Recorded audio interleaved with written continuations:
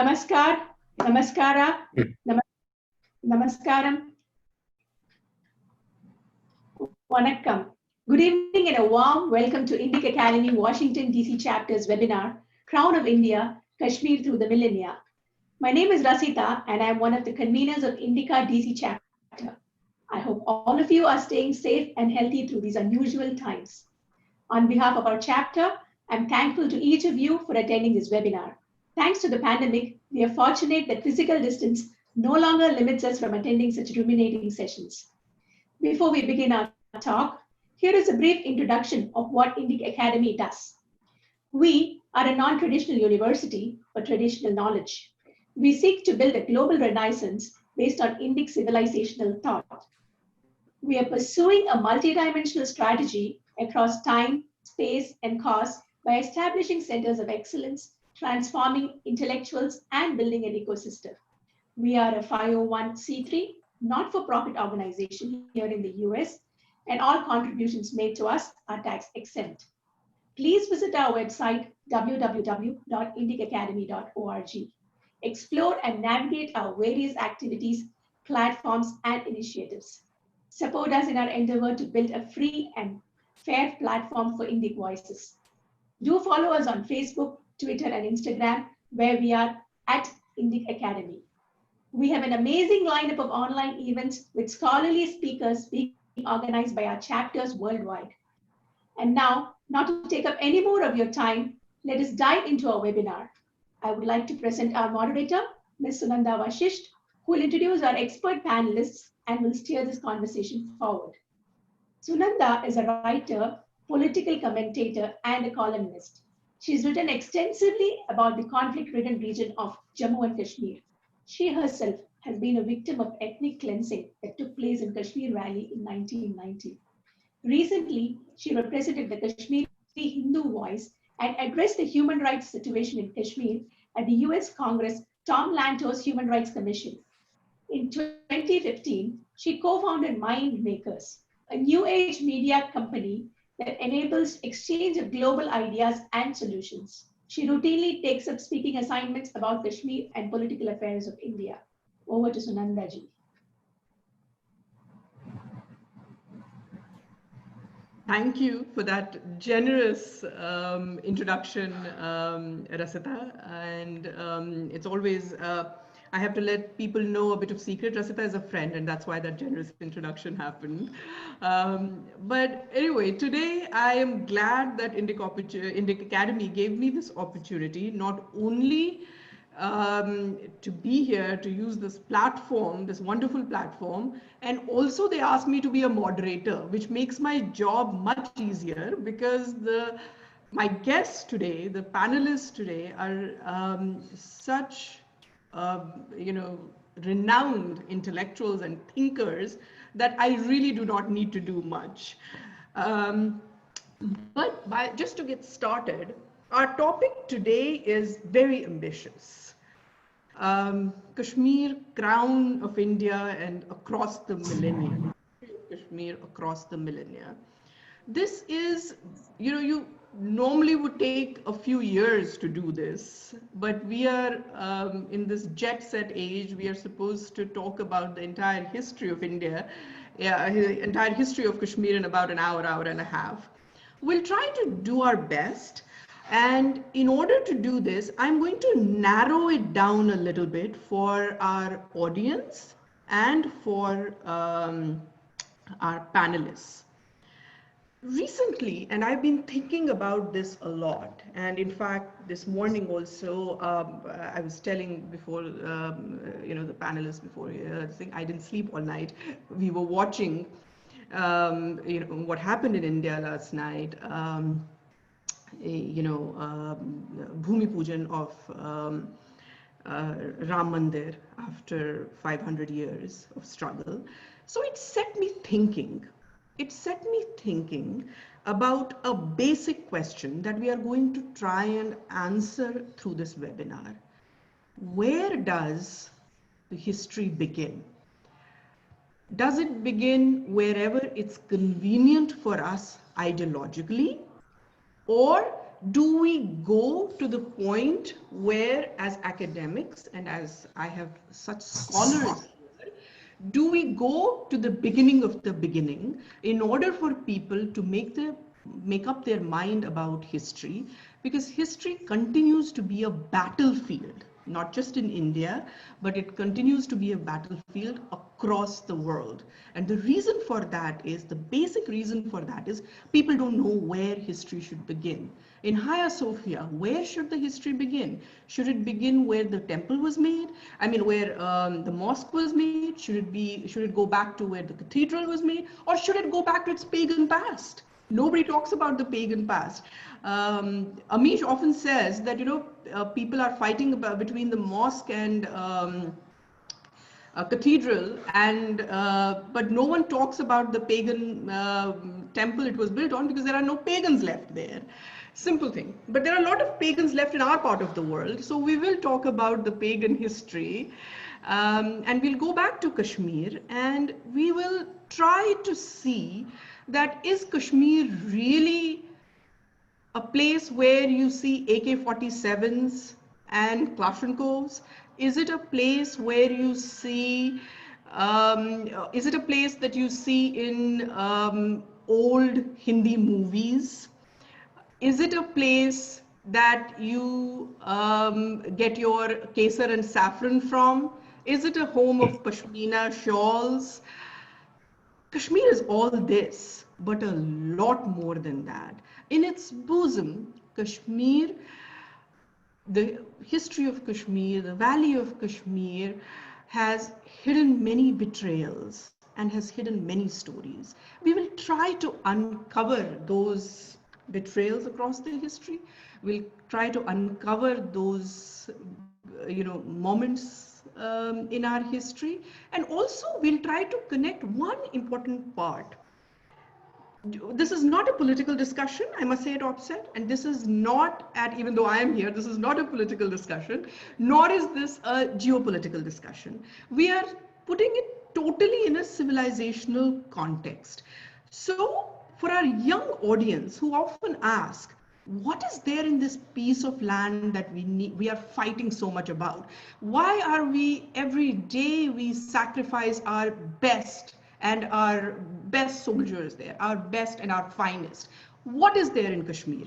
Is it just a piece of land, or is it a strategically important place, which it is? Or is it because no sovereign country can give up a piece of land? Again, true. But then there is also a civilizational connect where Kashmir and India cannot exist without each other. So that civilizational connect is something that we are going to explore. I have wonderful panelists here, those who need no introduction. Joining us from India is Mr. Virendra Kazi. He's a Kashmiri Pandit with deep exposure to culture and spirituality of Kashmir. He joined public sector after completing his education. He presents the classical traditional wisdom and practice of Kashmir Shaivism, something you must have heard. His first passion was mystic Shaiv Yogini Laleshwari, or Lala. Her walks or sayings convey the essence of Shaiva Agamas in Kashmir Shaivism. The main focus is on the sadhana aspect so that we get spiritual transformation. Kashmir Shaivism is based on the ancient wisdom of Agamas, Tantra. It's a universal spirituality which opens the inner door to self-realization. Besides guiding us for harmonious material life, it takes us to the highest level of divine realization. From Mr. Virendraji, when I come to him, I would like to know from him how Kashmir Shaivism came about in India, and then how does it connect to various roots and shoots across India. So I will come to him in a little bit, but before that I must introduce my other very eminent panelist, Dr. Subhash Kak, who absolutely needs no introduction. But I must still, I don't get paid for this, but I still have to do this. Subhash Kak is an Indian-American computer scientist who has made major contributions to cryptography, artificial neural networks, and is recognized as one of the pioneers of quantum computing. Dr. Kak has published on history of science, the philosophy of science, ancient astronomy, and the history of mathematics. He's the author of 20 books, some of which have been translated into French, German, Italian, Spanish, Korean, and Serbian. As a philosopher, the reason he is here today, Subhashi maintains that a fundamental subject-object dichotomy makes it possible for science only to deal with objects and not with perceiving subject, and therefore it's impossible to create a formal science of consciousness. His announcement of an astronomy of the Vedic period in his book, The Astronomical Code of Rig Veda, challenged academic views related to Aryan invasion and the nature of early Indian science. He co-authored the seminal work In Search of Cradle of Civilization in 1995, which participates in the debate and polemics on the origin of Indian culture. So with such eminent panel, I really don't need to do anything. And to move on to my panel, I am going to go to Dr. Kak first. Dr. Kak, my first, as an introductory remark, if you would first speak for about between 10 and 15 minutes, if you would give us a broad framework of where history begins in Kashmir, the history that we don't often see on our news channels and in our textbooks.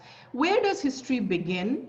And give us a brief sense of who Kashmiri Pandits really are, apart from this, people who were driven away in 1989-90, and that's our most visible identity right now. Try to give us a sense of who we really are. Over to you, Dr. Kak.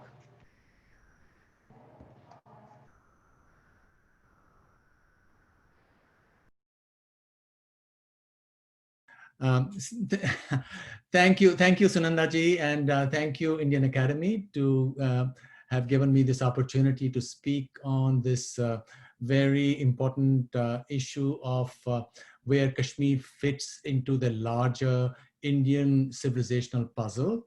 Now, there are different ways of looking at it. Of course, we have textual evidence, and we have archaeological evidence, then we have travelers who came to India and spoke about its history. And I'll just pick on one of those. When the Greeks came to India after Alexander, they wrote about Indian history, and they said it goes back to, if one were to use BCE, it goes back to 6676 BCE. Now, there is one Indian calendar which is connected to that. That is the Kashmiri Saptarshi calendar, which has a current beginning of 3076 BC. If you add another 3600 years, it does square with the 6676 BCE that the Greeks wrote that Indians thought their history went as far as that, and that Indians had king lists which went that far. So this is, chronological time span. Now, as to who the Kashmiris are, modern Kashmiri language is probably 1,000 or 1,500 years old, but we can estimate from a lot of other evidence that the language, which was quite significant both in Northwest India and even beyond, and I'll come to that in a minute, which had features which are similar to Kashmiri language, is called Gandhari. Gandhari was just beyond the borders of Kashmir Valley, and it has features which are called Dardic language features, which Kashmiri has, and which also the Kalash language. The Kalash are a group in Pakistan and Afghanistan which still are holding on to their old Vedic culture. So their language also has the same features. Now, what's interesting is that until about 1006 CE, which is about 1,000 years ago. Xinjiang, north of Kashmir, also used Gandhari. And there was tremendous connection between Kashmiri scholars and scholars in Khotan and Kashgar and all the city names, and of course their language. They also use Sanskrit, where Sanskritic, for example, Kashgar was Kashi Giri, the hill of light, and Khotan was Gosthan, which is now called Hotan. And this is where an interaction between Kashmiri scholars and their journeys into Khotan and Xinjiang led to the development also of the classical Chinese civilization, because that's where Kashmiri scholars went, translated Sanskrit texts, which led to Chinese Mahayana having the form that it has, which was somewhat different from what was given to it in India at that time. So it assumed features which are sort of similar to Vedantic features that we are very familiar with, for example, in Kashmir Shaivism. So this is the general fact, which some people don't know about the twin of Kashmir beyond their borders, which of course right now has very significant geopolitical implications. Now, of course, we do know that after 1006 CE, Xinjiang was Turkified. They lost their old Indic languages, and now their languages are Turkic, just as Turkey, modern Turkey, used to be the cradle of Greek civilization, Ionia, which is Western Turkey, and that also got Turkified. And now in Turkey, the language that is generally spoken is the Turkish language. So this is the general overview in terms of the reach of Kashmir, not just within and participating in the creation of what we know as classical Indian civilization through a whole series of contributions going back to grammar, Mahabhashya, Patanjali, Yoga Sutras of Patanjali. The two Patanjalis are supposed to be the same individual in the Indian tradition. The beginnings of art theory, as in Vishnu Dharmottar Puran.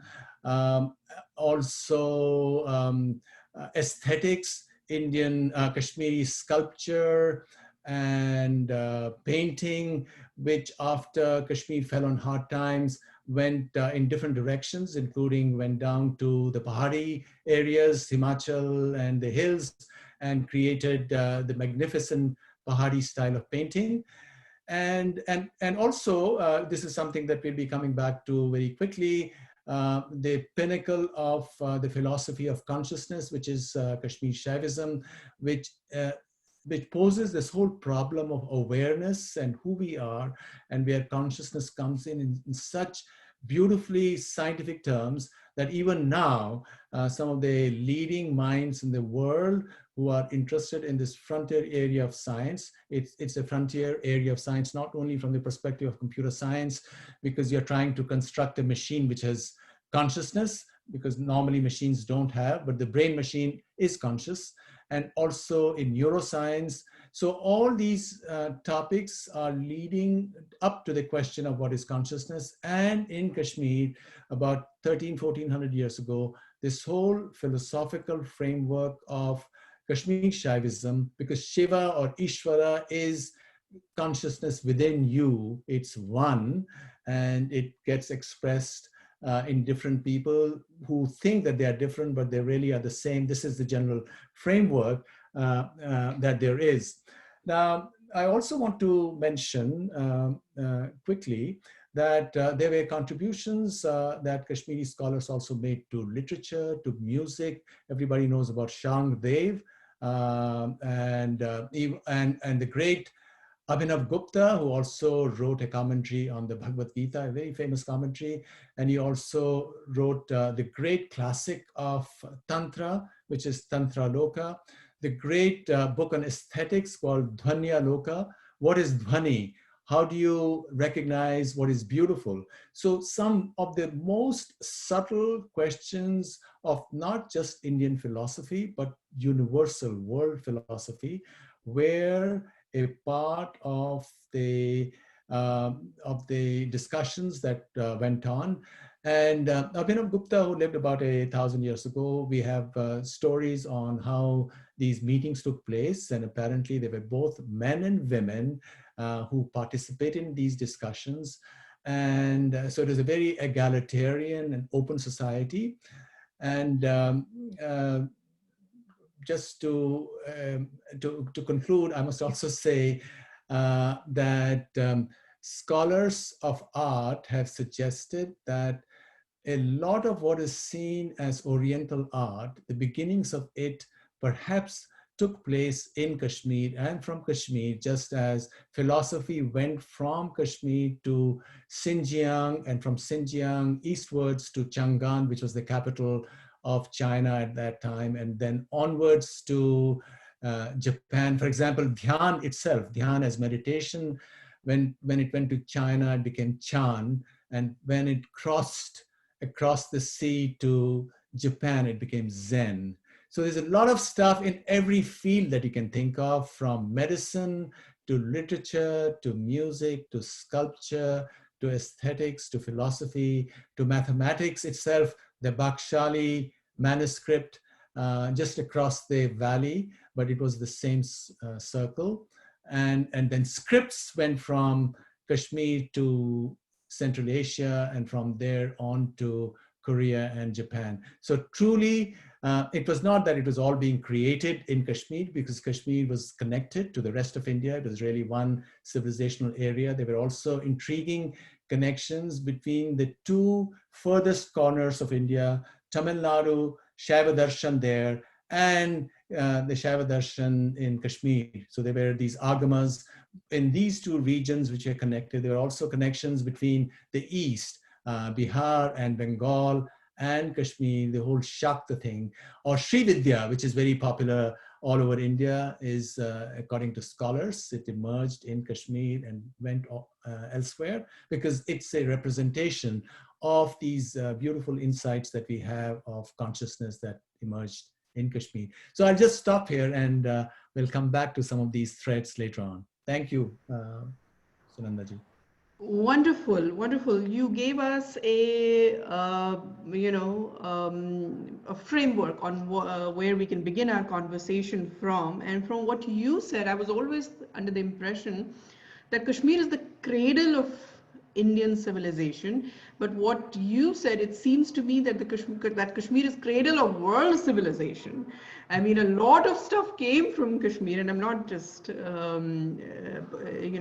lot of material that came from Kashmir and went to ancient civilizations, as you mentioned, is something that I believe a lot more research could be done on. Welcome, Virendraji. You are an expert, a world-known expert of Kashmir Shaivism, and Professor Kak already referred to it. So if you can focus a bit on Kashmir Shaivism, tell us what it really is, what is the school of thought that we know about, and how was it connected with rest of India? As in, what are the schools of thoughts that emerged from Kashmir Shaivism, making it a sort of a continuous, if you would say, stream of education or stream of understanding our own selves. So over to you, Virendraji. Om Namah Shivaya.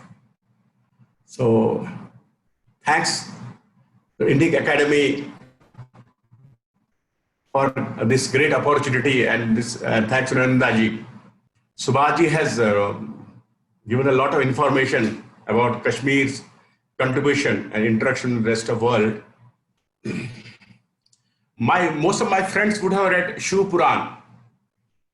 Lord Shiva says, whenever there is adharma, whenever people are in trouble, I take the human form just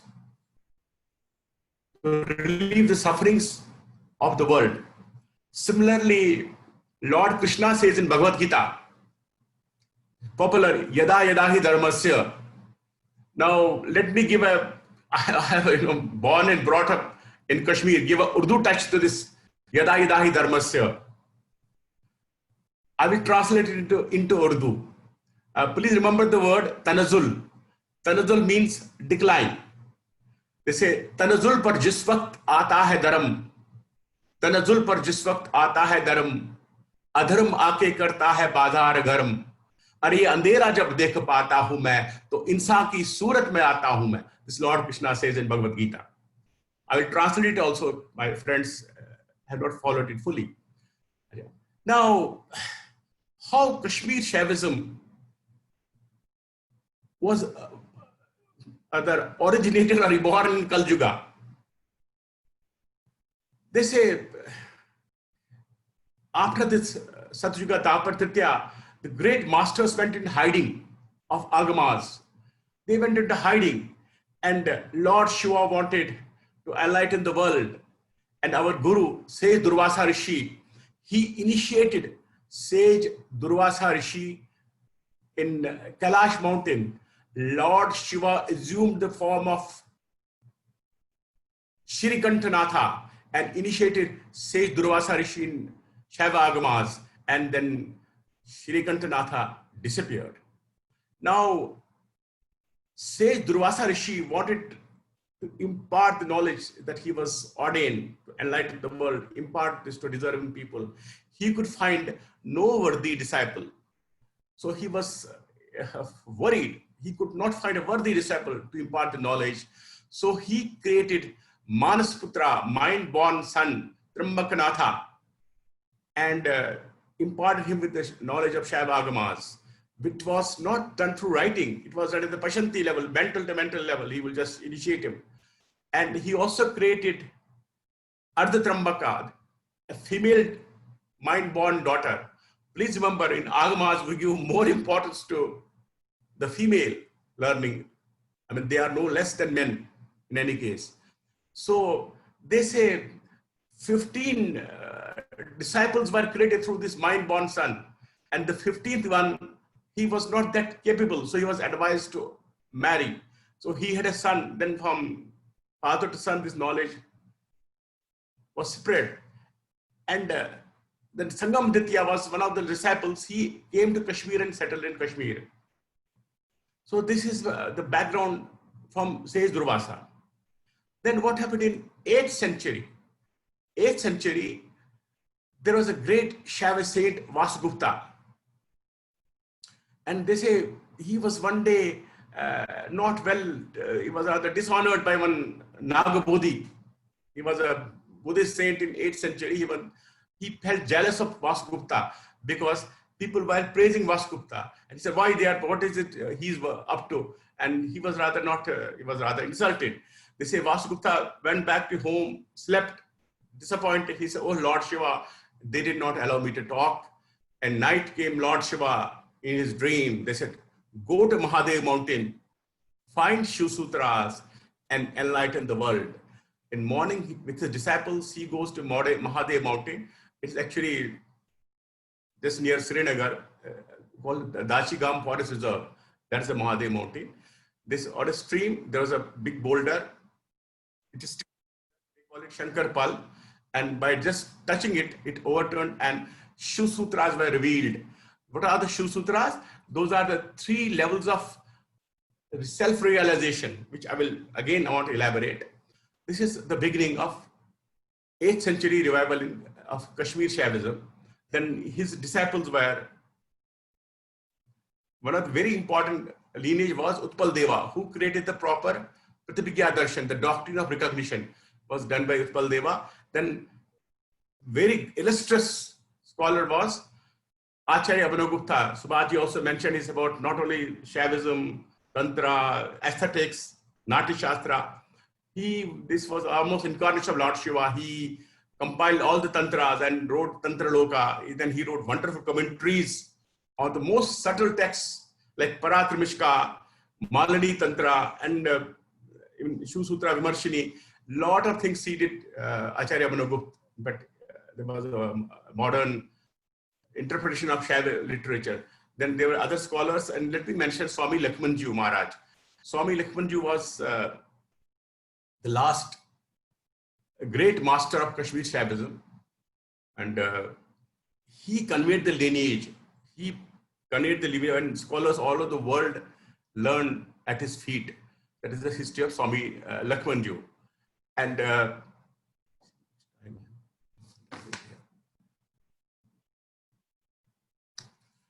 you know, friends, we just discussed, my people ask me, what is this Shaivism? What is Kashmir Shaivism?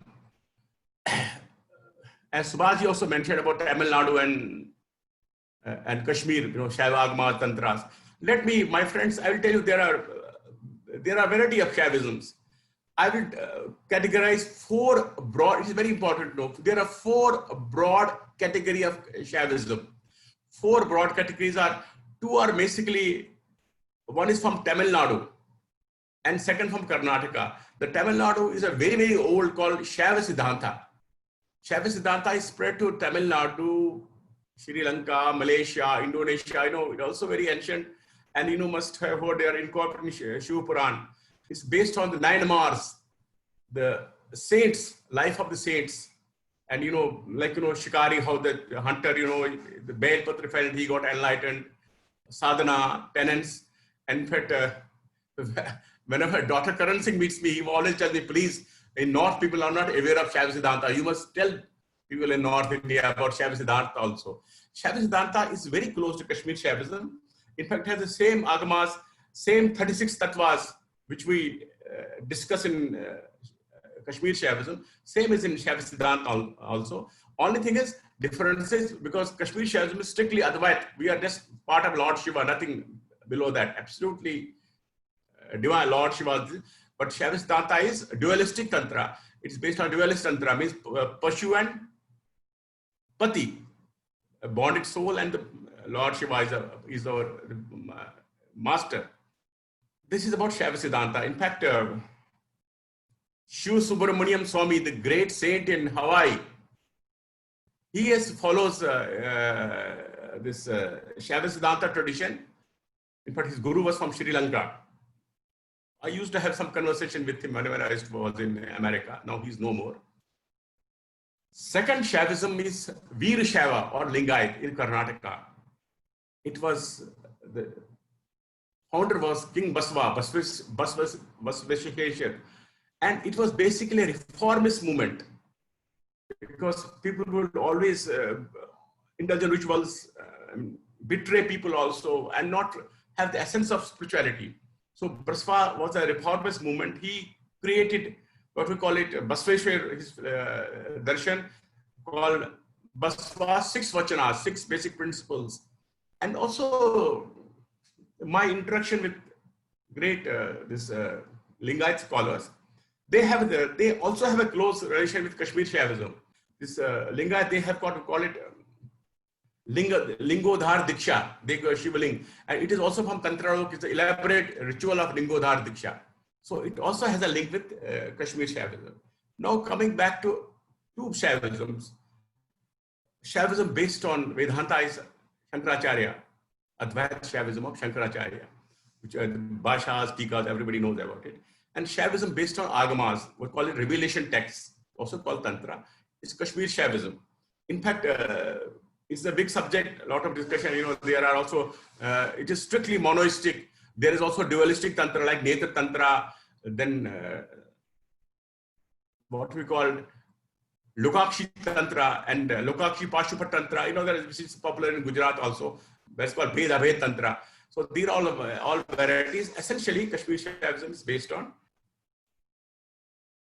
Agama, strictly a Tantra. Now, some people also ask me, why Kashmir Shaivism? Why it's called Kashmir Shaivism? Why word Kashmir Shaivism? I want to give this basic knowledge. Because basically, you know, nowhere I find in any Granth it is written Kashmir Shaivism. It's a Tirka Darshan, Prativigya Darshan. Basically, when Maharaja Pratap Singh, he invited Jagdish Chandra Chatterjee, a scholar from Bengal, that it was the order of Swami Ram was a great mystic and great scholar of Kashmir. He was Param Guru of Swami Lakshmanju.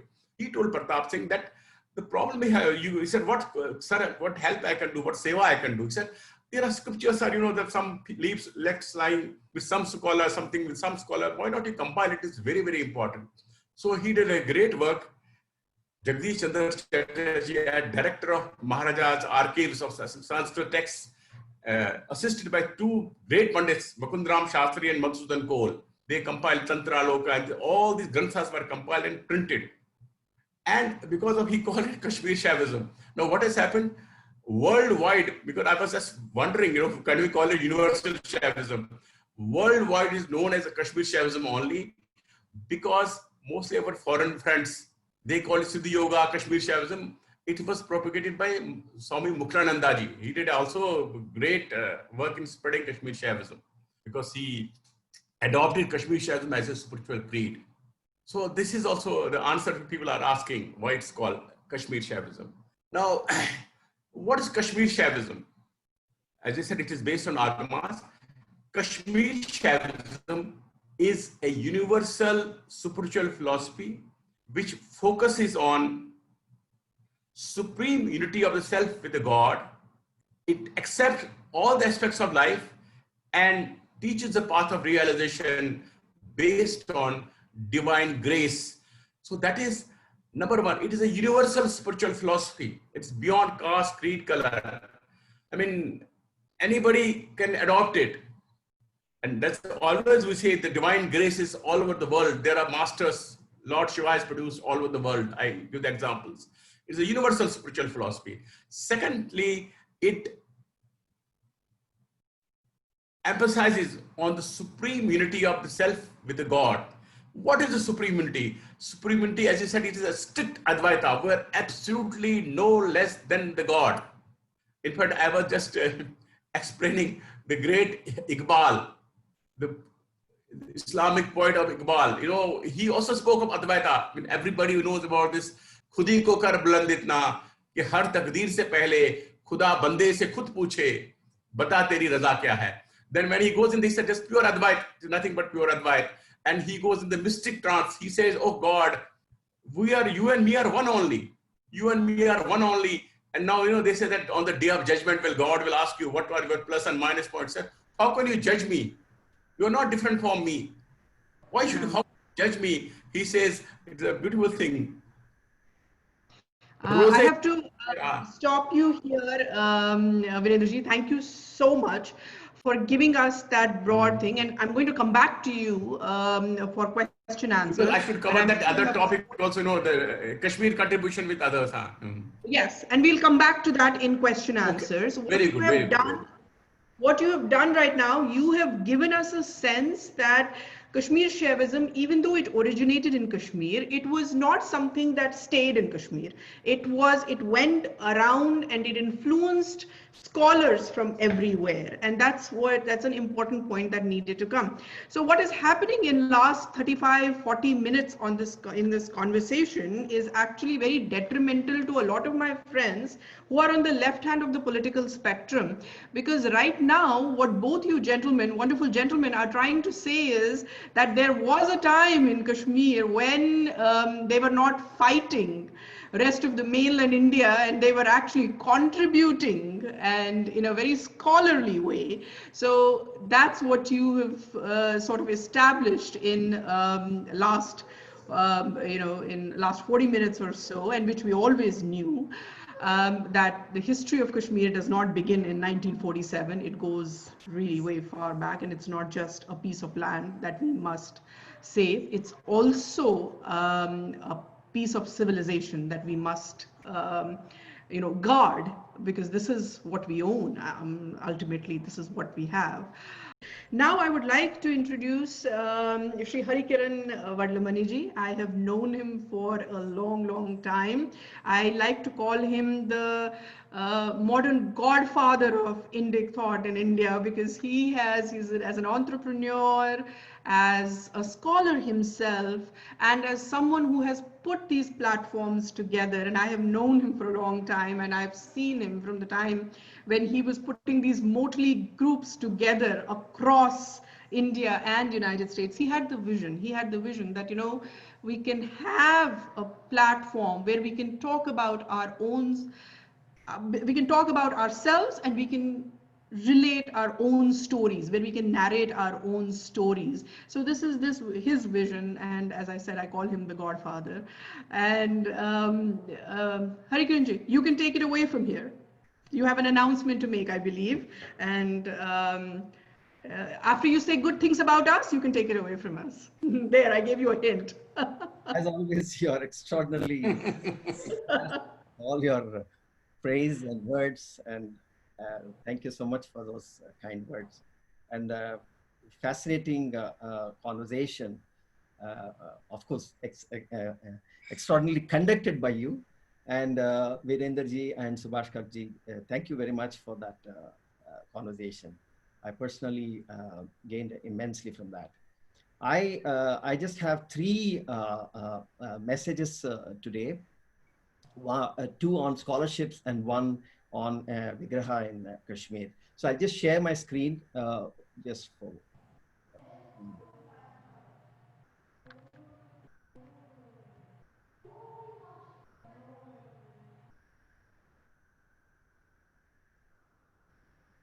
Is my screen visible?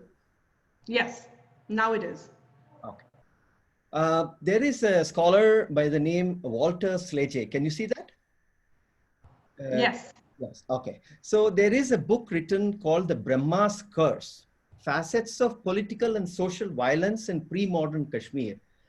The present book deals with Kashmir and some of its largely neglected social and political conditions of the past, including the Islamization of the valley in the early modern period. In the last decades, research on Kashmir focused essentially on textual sources of chiefly the religious and philosophical genres, social misery, disasters, violence, famines, epidemics, and wars, which perpetually ravaged the country during its long and well-documented history, were largely, if not entirely, ignored by the academic studies of the above orientation. The resulting lopsided representation of Kashmir increased the romantic image inherited from the Mughals and contributed to the construction of the myth of an idyllic world in a glorious Hindu past before the advent of Islam. The two chapters making of this booklet, trying to put the pictures of the pre-modern realities of life in Kashmir somewhat into perspective. The first chapter focuses on the centuries-old stereotype of Kashmir as a happy valley. Particular attention is devoted to the prevailing cliché of the Brahmin class as a non-violent and pacifist. The second chapter deals with different notions of idol, Murti from Hindu, Buddhist, and Abrahamic religions viewpoints, as well as with contrasting perceptions of the destruction of an idol by an iconoclast and his victims. Historic evidence of idol smashing in Kashmir in the pre-Islamic and Islamic periods will be analyzed and presented together with the rationale of iconoclasm as maintained and debated by the Hindu and Muslim parties at the time. The chapter ends with the exposition of the sophisticated methods of desecrating Hindu and Buddhist sanctuaries in order to make them inoperative for all future. The title of this book refers to an old and widespread belief among Hindu Kashmirs that they had fallen under the curse by Brahma, a curse in which they see all their sufferings rooted. So when I saw this, it just, I mean, it didn't, he's a scholar, and so somehow it just didn't sound right to me. So I got a copy of this book. It's some 40 euros. It took me a long time to get it. Very few copies are there. So I have a copy of this book. I am at this point in time, of course, Subhash Kakji and Virendraji can give a comment broadly about that content that is out there. But my appeal to the audience who are listening, and if there are any scholars, I would be glad to courier this book to you or ship it to you. And I would be happy if a proper scholarly response is given to this book. Because intuitively it doesn't sound right, and it looks like an ideological approach, what we have seen of Indologists, trying to create. So this prima facie has that ideological bias towards Kashmir in the pre-Islamic period, trying to create a sort of a environment of violence. So my appeal to people who are watching, any friends that you know, to please reach out to us at namaste@indica.org.in. We will ship this book to you. We would request you We'll give you a short-term fellowship to read the book, look at the references, look at the interpretation, and see the validity of this book itself. This is my first message. My second message is,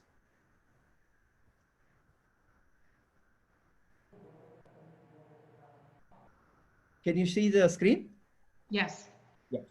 So the second message is, we have already announced a guided research and book writing fellowships on Kashmir.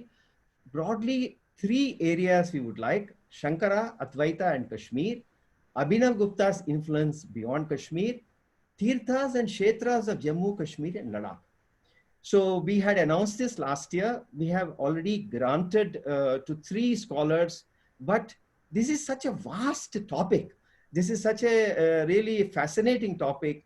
I would invite all the scholars who are watching, all the friends of scholars who are watching, to reach out to us again and write to us. We would be most happy to grant more scholarships to explore these very, very important areas. And the last message.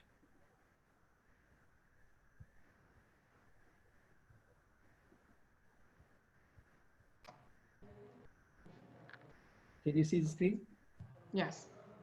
So on August 5th last year, when 370 was abrogated, we have announced this. We have taken a sankalpam to install 108 vigrahas, 3-feet vigrahas of Adi Shankaracharya around the world. We have already done 5 such vigrahas.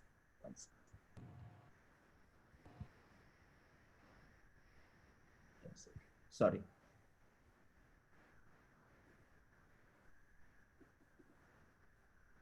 I don't know.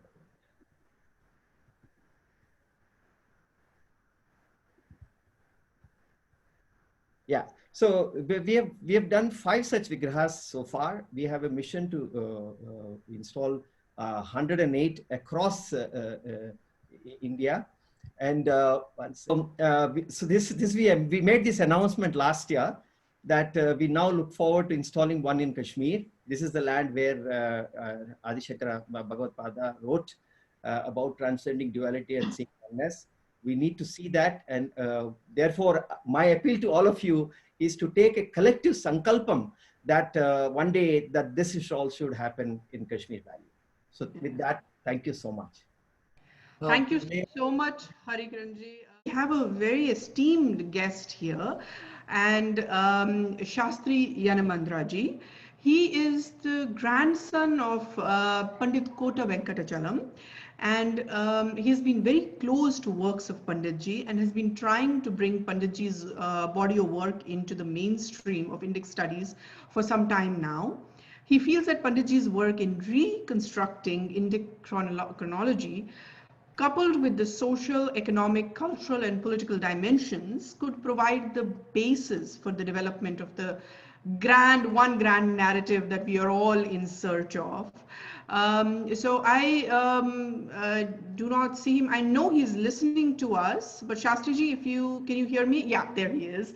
Yes. Thank you, Shastriji, for appearing on our screens. And thank you. That was yeah, a very generous introduction. Thank you, Indic for Academy, for this opportunity. Thank you to the distinguished panelists. It's a privilege to share the stage with you. I wanted to ask a simple question. Most people in India relate to big stories like the Mahabharata, big historical figures like Adi Shankaracharya, and you have mentioned a couple of those. Over the millennia, could you please show some connections over time, let's say from the Mahabharata days or after that in the medieval ages, maybe towards Adi Shankara as well? This would help people understand the civilizational continuity and integrity over the millennia. Dr. Kak, before you begin, I just want to give one house rule before you come into the answers. all our listeners and viewers, I believe we have a lot of them here. At this point, you can begin typing your questions, and the team at Indic Academy is going to curate those questions, and we will try to answer every question that we get. So at this point, you can begin writing your questions and sending them to us. And over to you, Dr. Kar. Yeah, thank you, Shastriji. A very good question about the connections that exist in India's mainland between Kashmir and rest of India. And there are so many of them. In fact, the greatest Kashmiri scholar, Abhinav Gupta's, his own grandfather or great-grandfather came from Kannauj and settled in Kashmir. So there were people moving back and forth in all of India for centuries. And even though, there were regions which had specific languages.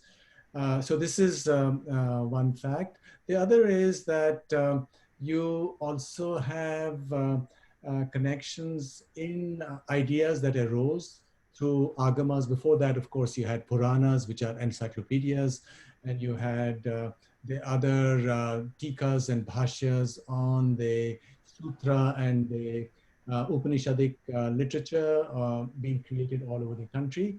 But certainly you had other texts also which were pan-Indic, and one of the greatest of them is Yoga Vasishtha, which again scholars believe arose in Kashmir. And Yoga Vasishtha is the second largest book in Sanskrit, next to Mahabharata with about 100,000 shlokas. You have Yoga Vasishtha at about 29,000 shlokas. And then you have Ramayana at 24,000 shlokas. So Yoga Vasishtha is the supreme book on Advaitic view of reality, narrated in terms of stories, which many people consider a scripture in itself, but one can also view it as perhaps the greatest novel ever written. And through its stories, it communicates the most subtle ideas related not only to the external reality, but also the inner space that is within each one of us. Now, another point before I forget, which I want to emphasize, Virendraji spoke about the 36 tattvas, in which Shaiva Darshan of Kashmir is different from Sankhya. Sankhya is 25 tattvas. We can see the antecedents of this in the Vedic literature itself. You have this great dialogue in Brihad Aranyak Upanishad between Yagyavalkya and the student who comes to him and he says, how many gods are there? How many devas are there? And he says 33. And then he says, what are these 33? And he says, you have 8 Vasus, you have 12 Adityas, and you have 11 Rudras. The 11 Rudras, which the Vedic sages speak about, are the 11 phases or aspects of consciousness in their veiling and in their expressive form. It's these 11 Rudras which were added on in their own unique way to the 25 tattvas of Sankhya, which give us the 36 tattvas of Shaiva Darshan or Kashmir Shaivism. So all along in history, as far back as you go, there is this amazing interplay. And as Kashmir Shaivism as being a part of the general tantric world, the tantras themselves, even though they see or it's viewed that they arose of the agamas, but tantric scholars themselves say, well, it's actually all goes back to the Vedas, or you go to Shvetashvatara Upanishad where similar classification is done. And really there is no distinction that Tantra or the Shaiva tradition is really no different. It's just emphasizing certain aspects of the same big Vedic river. So all connections, all throughout. Yeah. Thank you, Dr. Kaki. Interesting. Thank you so much. We have questions pouring in, and the first question, and very interesting questions, some of them are very interesting, but we'll answer every question. The first question is for Dr. Kar. And this is from Shehjar Safaya from Raleigh, North Carolina. Thank you, Shehjar. And her question is, did the Kashmiri Hindu rulers have family relations with Hindu Shahi rulers of present day Afghanistan? And could you tell us more about the role of Lalitaditya, King Lalitaditya, in countering caliphate armies? So two questions. One, do Kashmiri Hindu rulers have any relations with Hindu Shahi rulers of Afghanistan? And what was the role of Lalitaditya in countering caliphate armies? Okay, quickly, certainly they had relations, they had marital relations. In fact, the great Queen Bidda was, I believe, a Shahi princess. So there were all these connections. Now, the great Lalita Ditya of the Karkot dynasty, historians accept that in his campaigns to conquer the world as he saw it, he also had a campaign. He did a campaign to Central Asia, to Xinjiang, and he conquered that as well. This is when the Tang Empire had weakened. But as I mentioned in my opening remarks, the Indics, as Buddhists, with a lot of Hindu divinities also thrown in, because you also see Shiva as one of the very important deities all over Central Asia for a long, long time. Shiva and Uma and Narayana and even Krishna. So you had the whole Xinjiang as a cultural area where people used Indic languages. There were also Shaka languages in Central Asia. And you had Buddhism, but you also had what we would now call Hinduism or Sanatan Dharma or Shaivism, which were a part of the general cultural river in those countries. And certainly Lalitaditya's campaign to Central Asia must have been partly motivated by actual desire to be connected to people who, in my own phrase, was the twin of Kashmir. That Central Asia was a geographically or culturally a twin of Kashmir.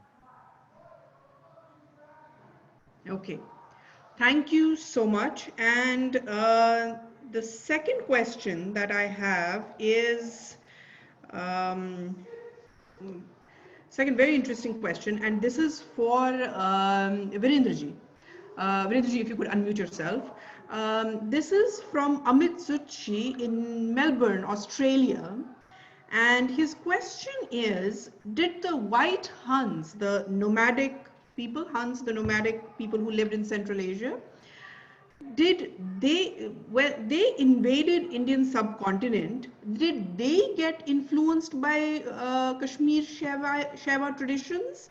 Because according to him, many of the Huns seem to be Shaivites by the time they reached Indian subcontinent. Actually, I have seen this on my WhatsApp also, this message, because I have the literature of Kashmir Shaivism, the historical aspect. It is very important.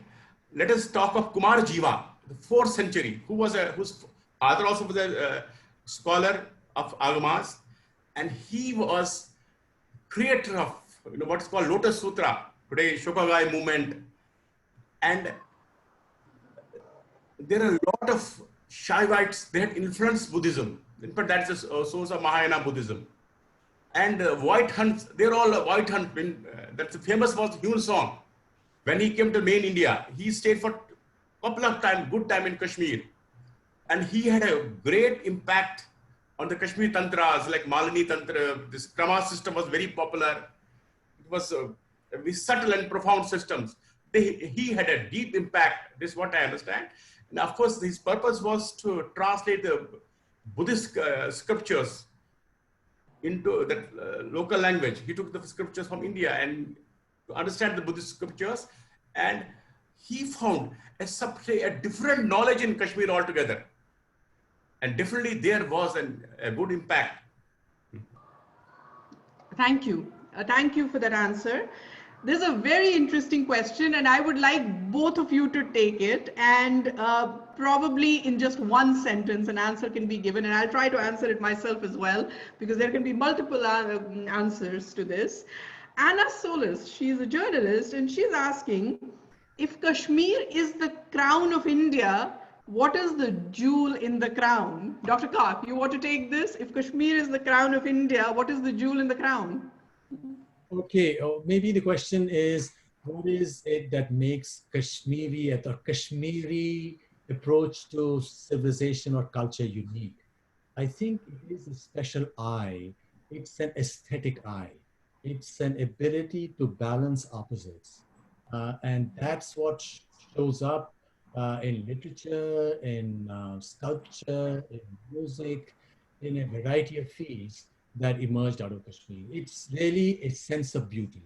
And the whole discipline of Dhwani, the aesthetic theory of Dhwani, that it's not cleverness that makes for the value of literature or a painting, because you can also be clever. You can try to impress somebody through your cleverness, but it's your ability to communicate something infinite and transcendent so that the viewer or the listener doesn't push back. If you try to teach somebody down, the person would push back.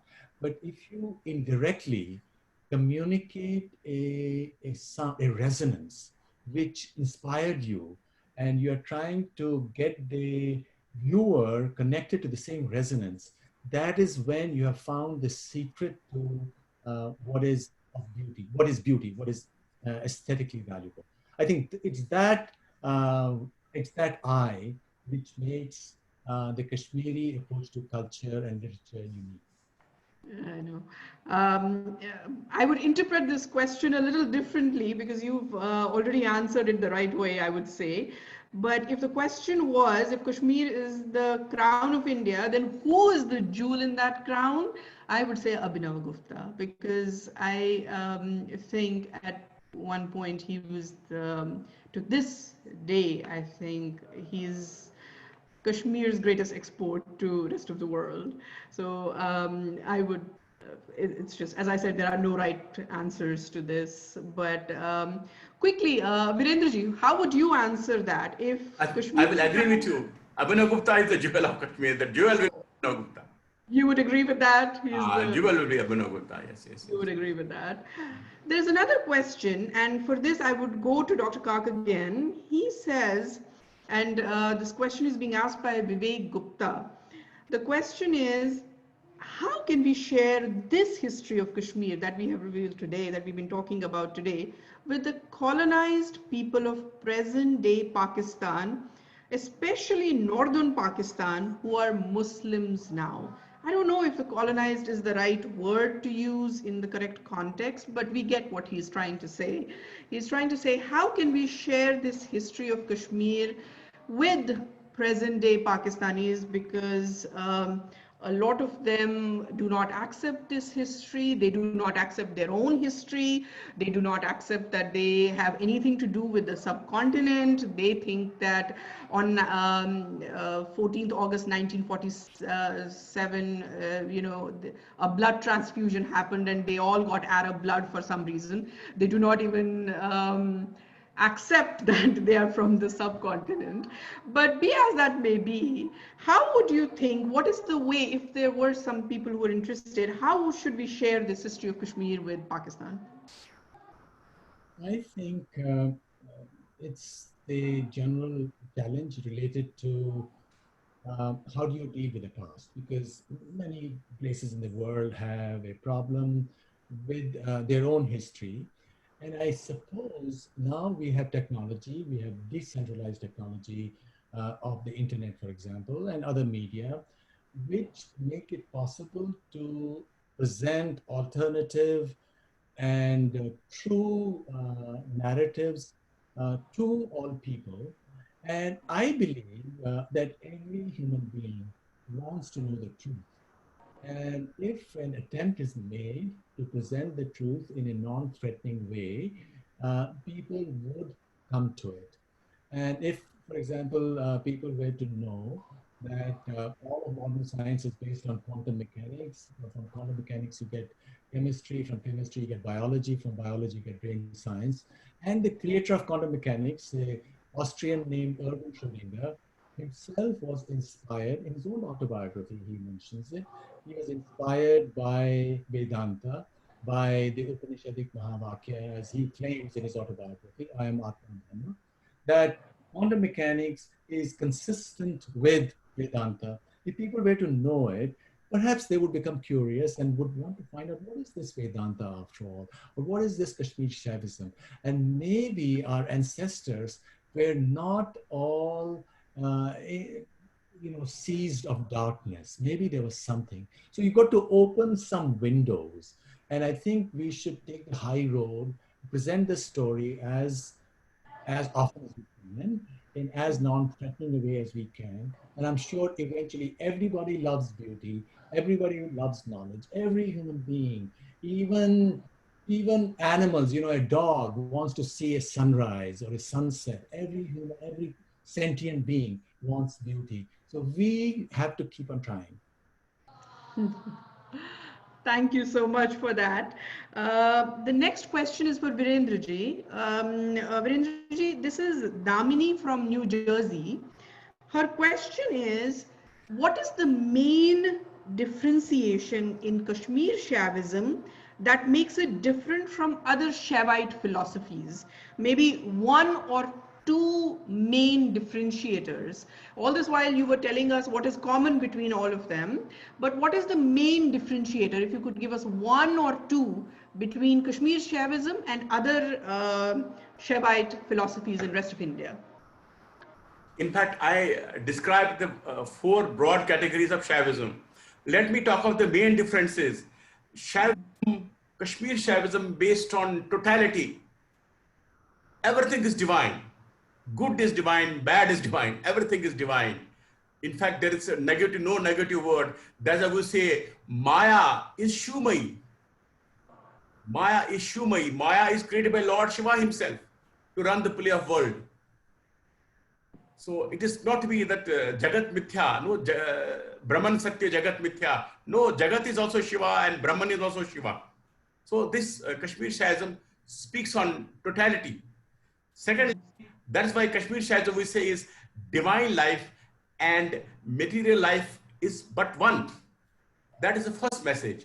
Second message is that we can realize the God in this very life and now. A very simple process that from the realm of action, the realm of inner, go inwards and connect to the divine.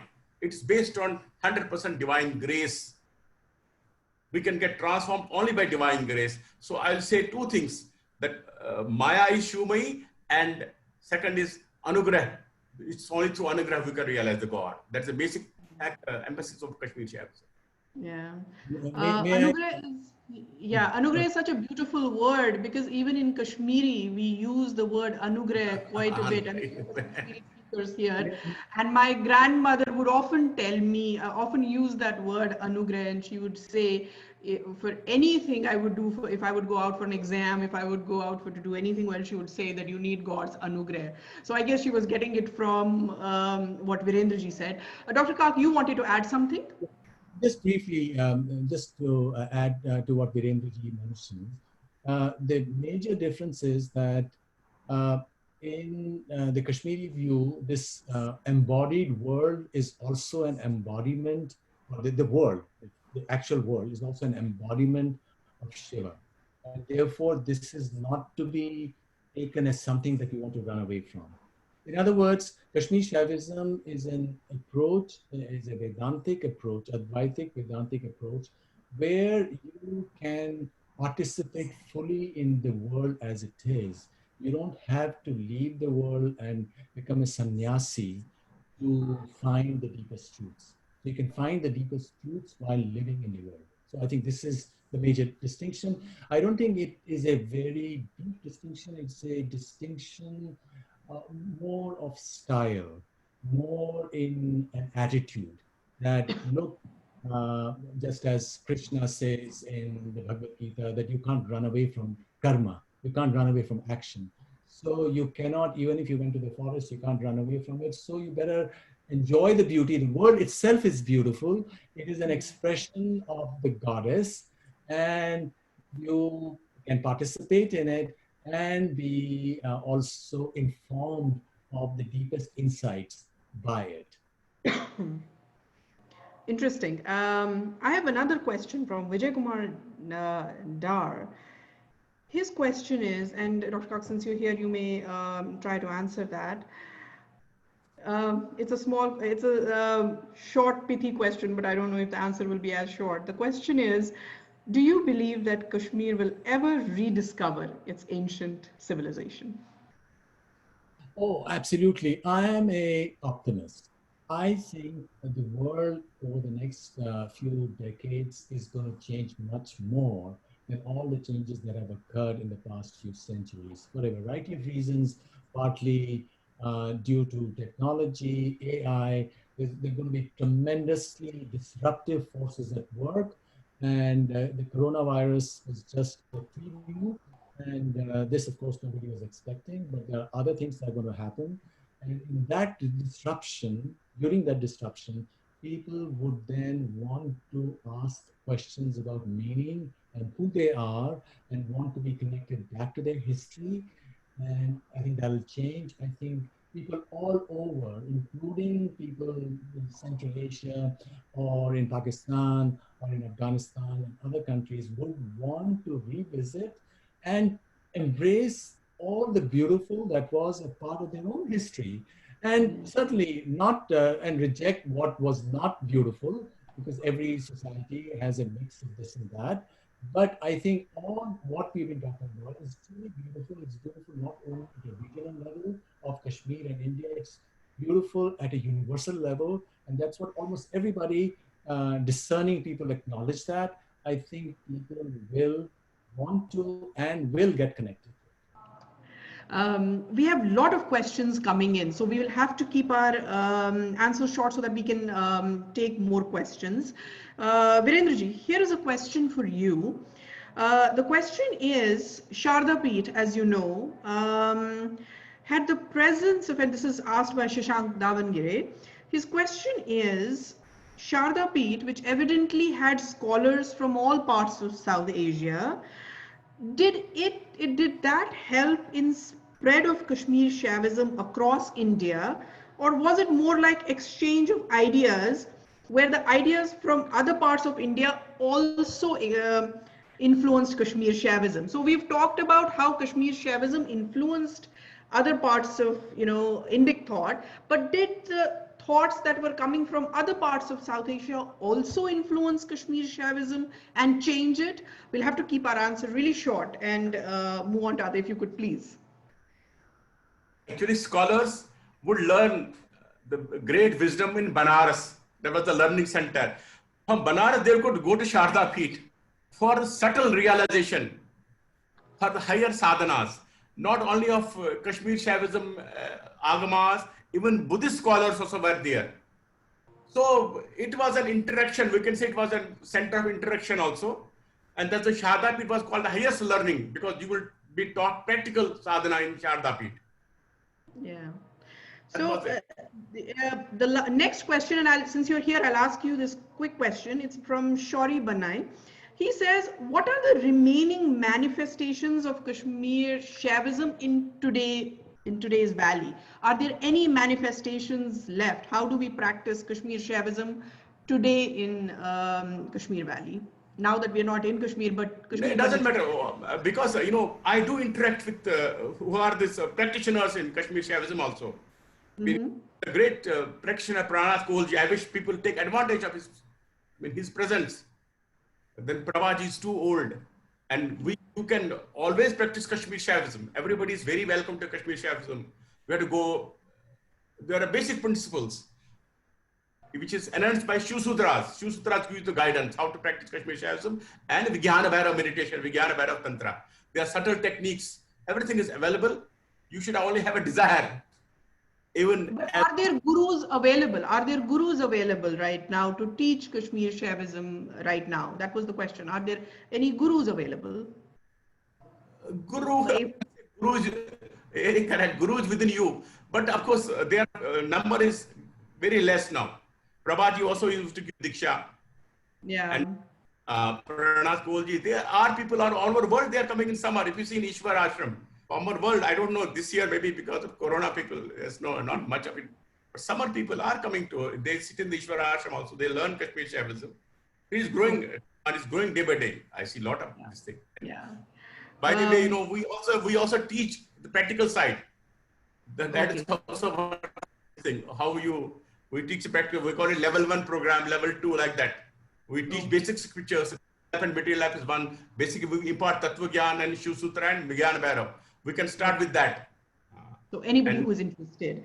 Another question, Dr. Kak, this question is, I'll put it to you. It says, it's a cheeky question. It says, we did not quite resolve the original question raised by Sunanda. How far in history do we go to claim a plot of land?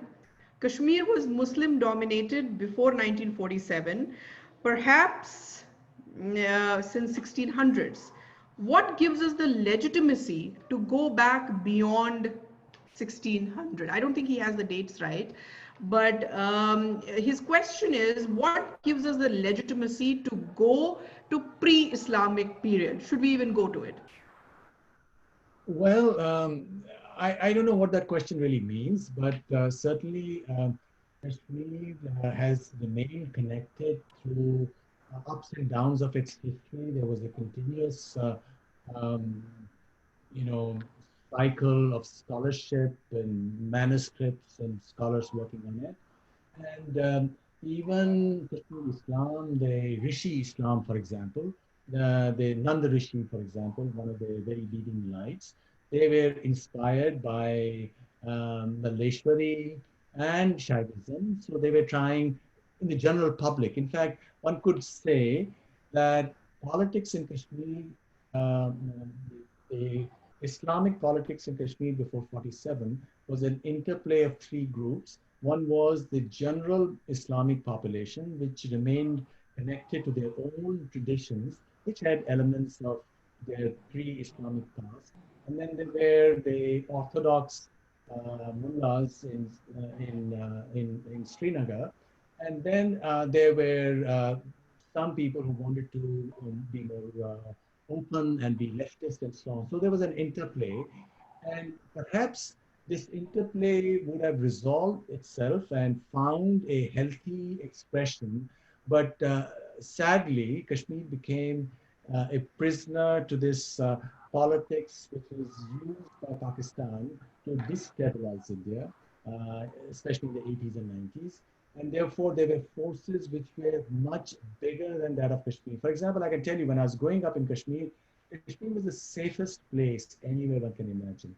I remember when I was a young kid in Kulgam, I remember my father telling me one day that, look, in the last year, in the whole of the Kashmir Valley, there was just one murder. And there was also a murder of passion. But things have changed greatly because outside forces have come in, which have destabilized Kashmir, as outside forces have destabilized many other parts of the world. And maybe that is a part of this process of globalization. But now there are new forces at work, which I alluded to in the beginning, just a short while ago, that disruptive forces will perhaps turn the clock backwards, and people would want to be connected to their own traditions in a more healthy way. And possibly that would be a resolution to this problem and answer to your question at the local level. Okay. And maybe Virendraji and you, between the two of you, one of you can decide how to answer this and who can answer this. Can you share the contribution of Kashmir to Yuddha Tantra, war strategies? Is there any contribution of Kashmir to Yuddha Tantra or war strategies? Either of you can take that question. Subhaji, you start. Oh, well, Yuddha Tantra. Because I have seen from Andhra scholars, Andhra and other things, Dhanur Vidya and other things. I have attended some sessions. Well, there obviously was a lot of theorizing, and I personally am not knowledgeable, but these texts often speak in very general terms, and then there were further commentaries on it, which is where they became of greater value. For example, as you know, there is this famous episode in the Mahabharata of this Chakravyuhu, where Abhimanyu, I suppose, he goes in and he doesn't know how to get out. So there are all of these theorizing, but I personally am not knowledgeable about all of that. Okay. And I'm going to ask both of you to give me two books because there the question is, please do suggest to us the writers we could read to understand more about history of Kashmir, for example, Abhinav Gupta. So if you can give me two sources or two books that you recommend, Subhaji, and then Virendraji, if you can give me two books that you recommend, and then we can move from that. What are, if somebody is starting to read about history of Kashmir, what should they go back to, primary sources? Well, there is, of course, Raj Tarangani, the big history book, which was written about 1,000 years ago.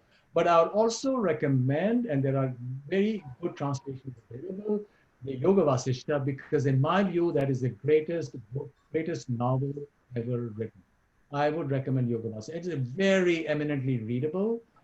And then people who are interested in Kashmir Shaivism, there were all these translations which were done by Jaidev Singh for many decades, published by Motilal Banarsi Das, and I'm sure those books are still available. And there's a lot of stuff which is probably freely available on the internet. Virendraji, two books that you I would will recommend two books. Of course, Okay. Raj Tarang is a wonderful book, History of Kashmir from Mahabharata starts, ages. I will recommend two books. Number one book is Abhinava Gupta by Dr. K.C. Pandey. It was out of print, but I also requested them publishers, please publish it. It is now available. Chokamba Sanskrit Pratishthan. Abhinav Gupta's history. It gives a wonderful knowledge of Tantra in English language. We are lucky to read in English language about Kaula Tantra, Krama system, historical aspect. It gives wonderful book, little thick book. And then for the guidance of Kashmir Shaivism, very popular book from Swami Lakshmanju, Kashmir Shaivism, The Secret Supreme. These are all available books. Okay. Jaidev Singh learned with Swami Lakshmanju. Now, luckily, we got direct books from Swami Lakshmanju. There are many books, Vigyan Bhairav, Shiv Sutra himself from Lakshmanju, but these are very easy books. You will get great interest in Kashmir Shaivism by reading this book, Secrets. Okay. So, Swami sir. I have time. I'm only going to be able to take two questions. And after this, I'm going to go to Sri Harikiran Vadlamaniji, who is with us here, and I'll introduce him in a bit. So after two questions, I'll go to him. This is, Subaji, if you can answer that. Teji Singh from India, America Today. And she says she's an Orthodox Christian, FYI. We really don't need to know that, Teji. That does not matter here. It's just a question. She is saying Kashmiri Pandits came to ask help from 9th Sikh Guru, Tegh Bahadur, for help so that they could stop Mughal Emperor Aurangzeb from converting them to Islam. The guru was tortured and beheaded, but it stopped that conversion. So Teji, I apologize. Teji is a he. I apologize. I was not sure about that. So Teji is asking why no mention. I'm not sure where he wants a mention of this, but maybe he's saying that why are history books not, why do they not talk about, it's just a folklore, but why do history books not talk about this incident? I suppose this is the question. Subhashi, if you could answer that. Okay, the answer is depends upon what kind of a history book you go to. Often comprehensive books do mention it, but generally now leftist historians don't want to talk about it because they say incidents such as this represent a communalization of India's history. So we're going to leave this out because this pits one community against another. So I think it's leftist historians who would eschew any discussion of it. But older texts, and certainly Kashmiri scholars themselves who have written histories of their own community, do always mention it. Thank you so much. I wanted to add Please go ahead. Please. on this. You know, the Kashmiri Pandit who accompanied Tej Bahadur, and he joined Guru Gobind Singh, and he gave Shahidi. He became the Sikh warrior, and he died for the Sikh cause also. That I think that people are aware. It's very popularly known that. Yeah, I wasn't aware of that, Virendraji. Thank you for letting Yes, me it's very know. I popular. personally wasn't aware of that. I will just take one more question because I have to go to Harikiranji after this. And this question is from Mohan Gatge, and it's I'm not quite sure what he means. He says, in what time period of history, the word is dilution, I'm not sure if that is the right word, the dilution of Kashmiri Hindus happened, and who is responsible, both religious and political leadership? I think what Mohanji is trying to say is that when did the dwindling of population happen? At one point, obviously, Kashmiri Hindus were about 100% of the population. When did the dwindling happen, and the kind of dwindling that has happened in Kashmir, that a lot of people want to call it genocide, because from 100% to the time the seventh exodus happened in 1989, there were just 5 to 7% Kashmiri Hindus left. So I suppose if you can both answer, Subaji, you first, that when did this serious dwindling of numbers happen? It couldn't just be conversions. Not many of them must have been killed as well. And when did that happen? When was the time period? What was the time period that saw the most persecution of Kashmiri Hindus? Well, as you said, this is the seventh major episode.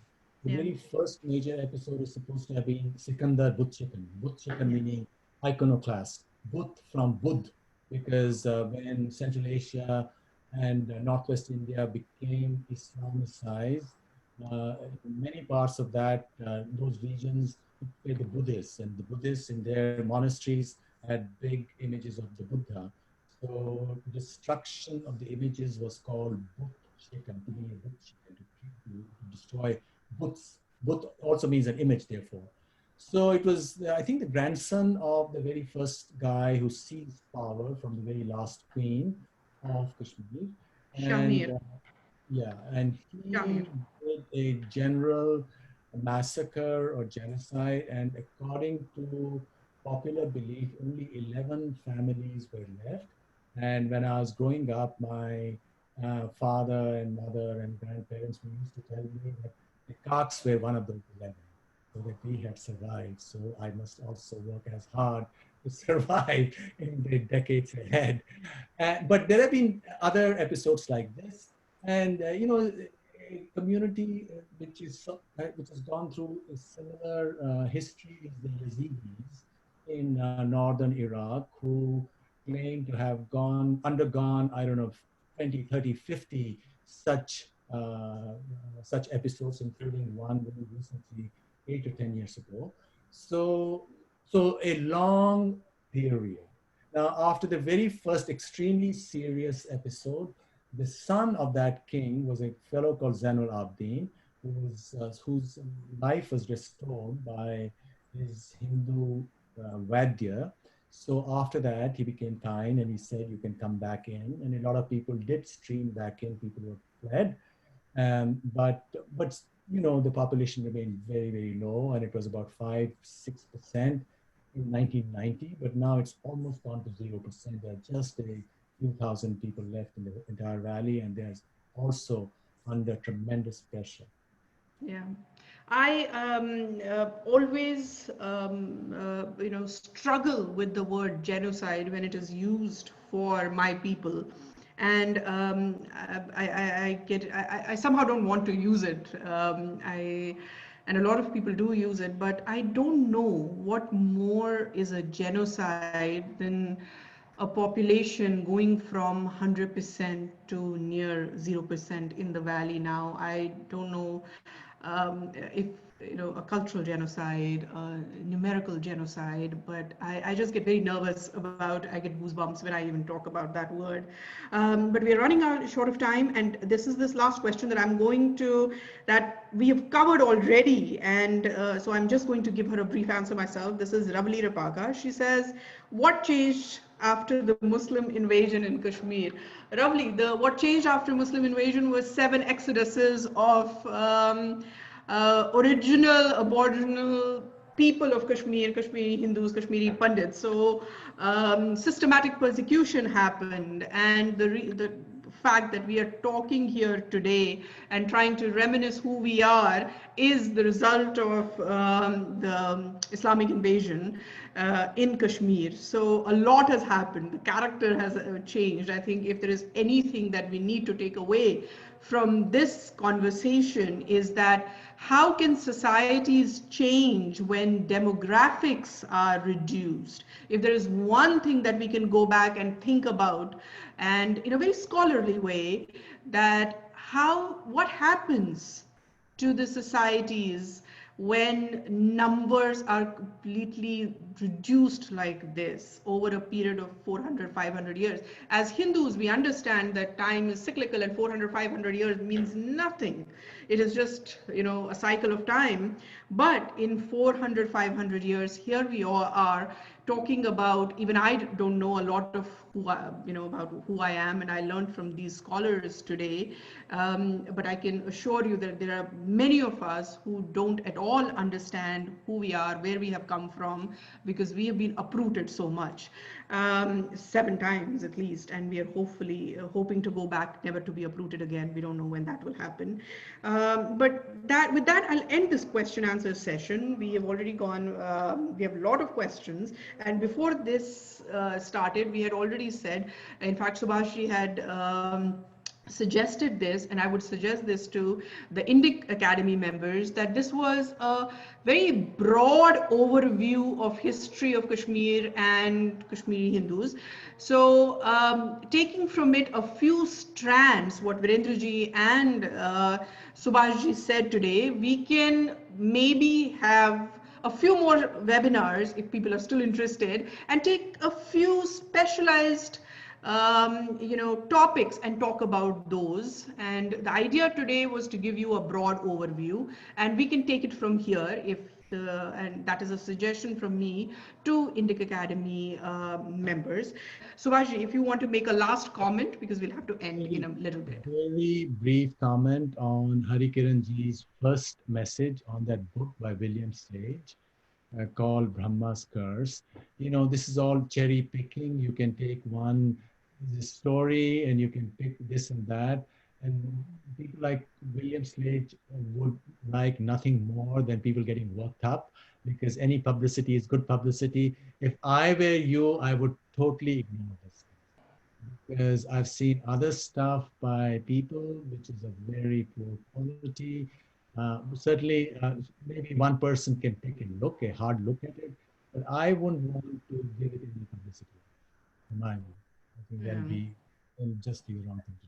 I'm looking for at least a rebuttal kind of a thing. It looked very, very, I mean, when you read that, your blood boils, saying that, look, how can somebody even, have this kind of a perspective?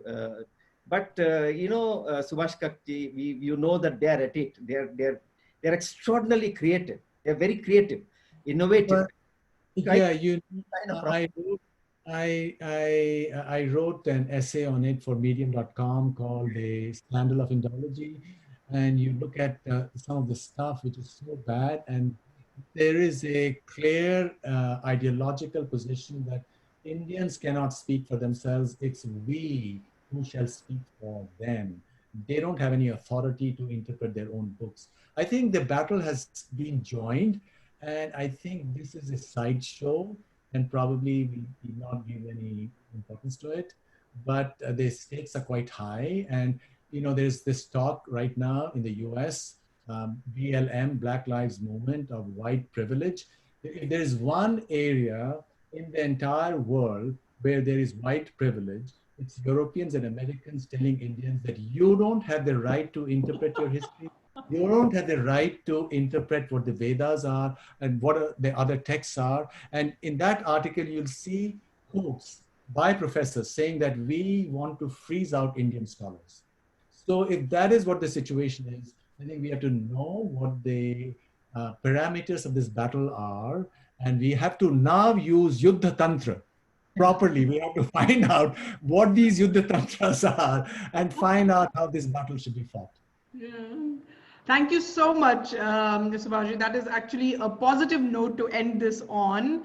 And Virendraji, thank you so much. You joined us from India, and I mean this must be early morning for you. But thank you so much for joining us and enlightening us on so many interesting issues. I personally learned a lot today. Thank you so much.